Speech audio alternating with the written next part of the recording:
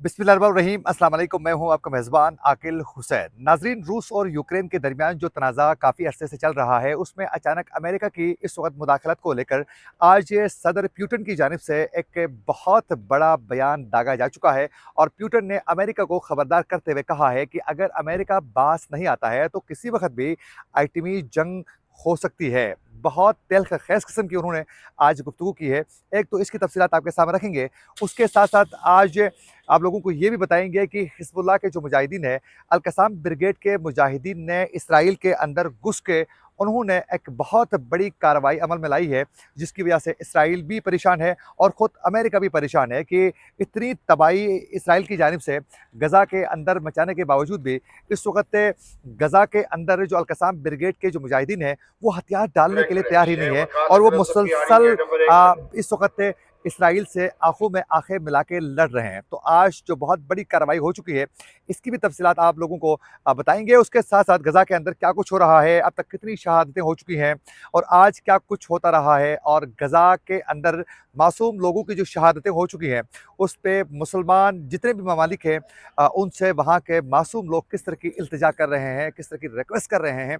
ये भी बताएँगे आज के प्रोग्राम में। अगर आप लोगों ने अभी तक हमारे चैनल को सब्सक्राइब नहीं किया है, तो हमारे चैनल को ज़रूर सब्सक्राइब करें और बेल आइकन क्लिक करना ना भूलिए, ताकि इस तरह की अपडेट्स जो हम आप तक पहुँचाना चाहते हैं, बर वक्त आप तक पहुँच सकें। अगर आप लोग हमारे वीडियो को लाइक या फिर शेयर कर लेते हैं, तो उससे यकीनन हमारी हौसला अफजाई होगी और हम मज़ीद रिसर्च करके अच्छे प्रोग्राम्स बर वक्त आप तक पहुँचाने की पूरी कोशिश करेंगे। तो अभी और इसी वक्त हमारे चैनल को सब्सक्राइब करके इस वीडियो को लाइक लाजमी आप लोगों ने करना है और फेसबुक पेज को भी ज़रूर फॉलो कीजिएगा। नाज़रीन, आप सब बखूबी आगाह हैं कि रूस और यूक्रेन के दरमियान तनाज़ा जो है वो काफ़ी अरसे से चल रहा है और रूस की जानिब से मुसलसल यूक्रेन के अंदर कई मिसाइल्स दागने के बाद उनके कई इलाकों पर कब्जा करने के बावजूद भी यूक्रेन की जानिब से भी पेशकदमी करती रही और यूक्रेन ने बाकायदा खुद को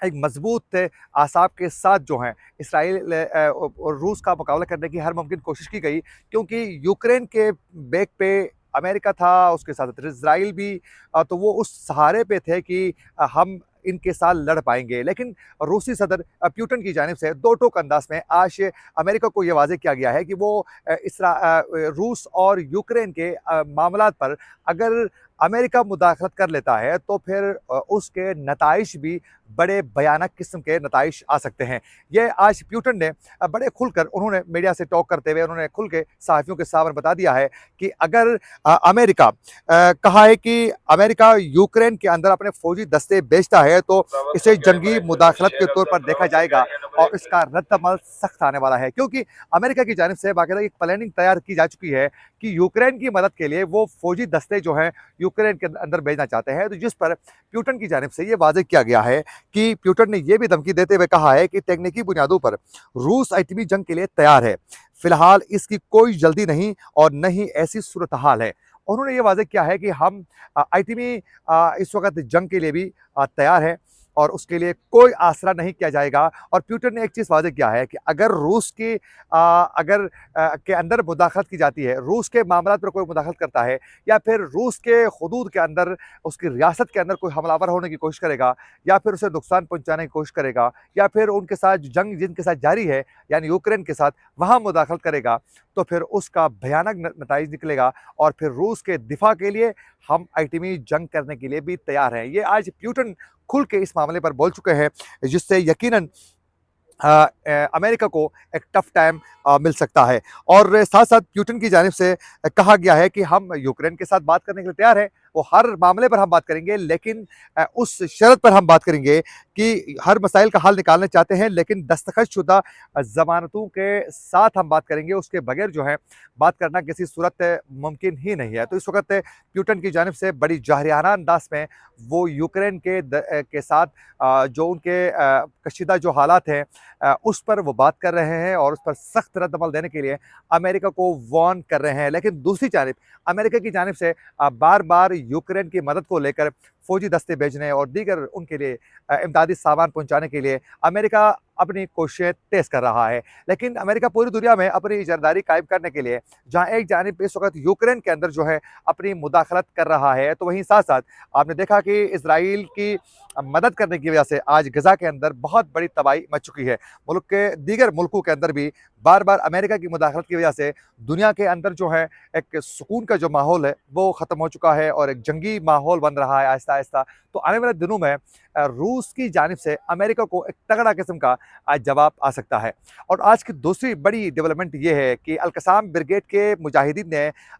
इसराइल के अंदर घुस के एक बहुत बड़ी कार्रवाई की है, जिससे यकीनन इसराइल खुद परेशान है कि हम तो तबाही मचा रहे हैं गज़ा के अंदर बमबारी करके लोगों को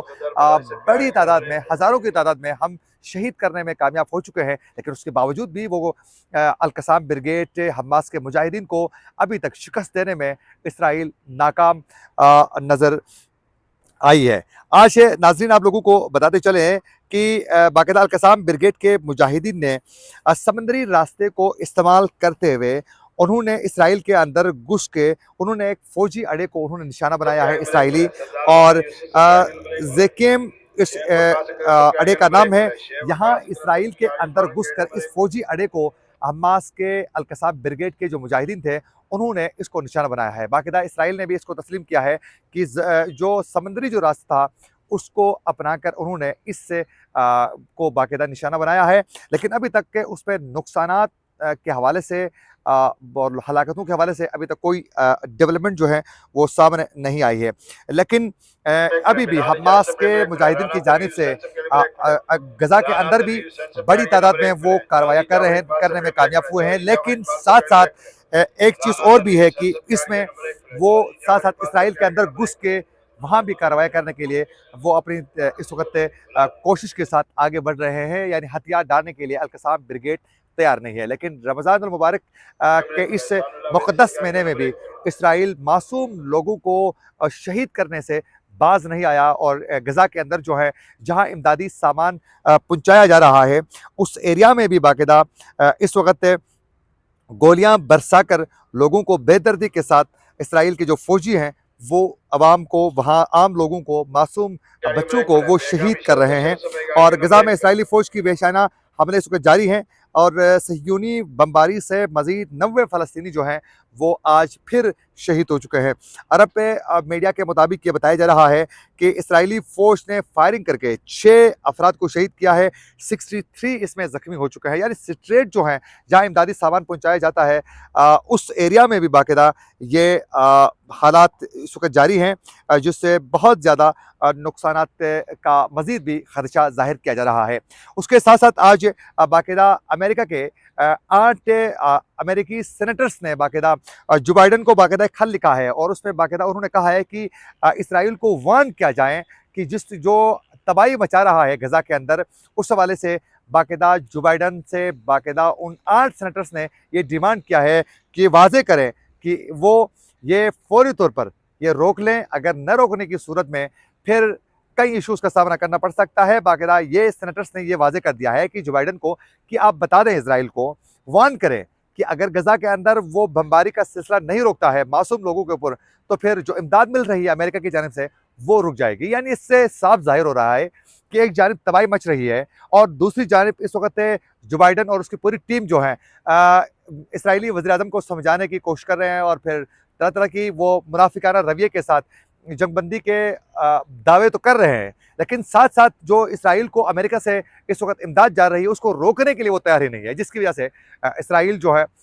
इस वक्त नेतन्याहू वो एक वेश्याना अंदाज में लोगों के ऊपर जो है बमबारी का सिलसिला उसका बदस्तूर जारी है। और इस वक्त आप लोगों को बताते चले नाज़रीन कि गुज़िश्ता 7 अक्टूबर से लेकर गुज़िश्ता बरस से 7 अक्टूबर से अब तक टोटल जो है इस इसराइल की वेश्याना बमबारी और जुल्म और सितम से जो शहादतें हो चुकी हैं फ़लस्तीनों की, वो 31,272 से तजावुज़ कर चुकी हैं। 31,000 से तजावुज़ कर चुकी हैं, 31,272 से, और इसमें 73,024 से ज़ायद अफराद इसमें ज़ख्मी हो चुके हैं। और इसराइली हमलों में शहीद और ज़ख्मियों में नस्फ़ से ज़ायद जो है बच्चे और ख़वातीन शामिल हैं। यह सिलसिला भी बदस्तूर जारी है, लेकिन जो मुस्लिम ममालिक हैं वो बिल्कुल खामोश तमाशाई बने हुए हैं। और इस वक़्त इसराइल के अंदर जो है हमास के जो मुजाहिदीन हैं, जो अल-कसाम ब्रिगेड के, वो अपनी कार्रवाइयाँ तो कर रहे हैं, लेकिन तमाम मुस्लिम ममालिक जो हैं वो सिवाय ईरान, लबनान के अलावा जो हैं वो खामोश दिखाई दे रहे हैं। और गज़ा के अंदर जो तबाही मच चुकी है, उससे जो मासूम बच्चे हैं वो इस वक़्त हम सब के इमदाद के मुंतज़िर हैं। और आज भी कुछ जो गज़ा के मासूम बच्चे हैं उनकी जानिब से एक वीडियो सामने आया था, उसमें वो पाकिस्तानियों को रमज़ान की मुबारकबाद पेश करते हुए ये बता रहे थे कि हम तो बेघर हैं, हमारे पास तो घर भी मौजूद नहीं है और हम इस तबाही में ज़ख्मी हालत में पड़े हुए हैं। हमारी इमदाद, हमारी मदद की जाए ताकि हम कम से कम माह रमज़ान में इफ्तारी और फिर सहरी का एहतमाम कर सकें, क्योंकि उनके पास खाने के लिए भी कुछ नहीं है, पीने के लिए साफ़ पानी नहीं है। लेकिन मुस्लिम ममालिक खामोश तमाशाई बने हुए हैं, जो यकीनन हम सब के लिए बाइस शर्म है। इसी के साथ अपने मेज़बान आकिल हुसैन को दीजिए इजाज़त।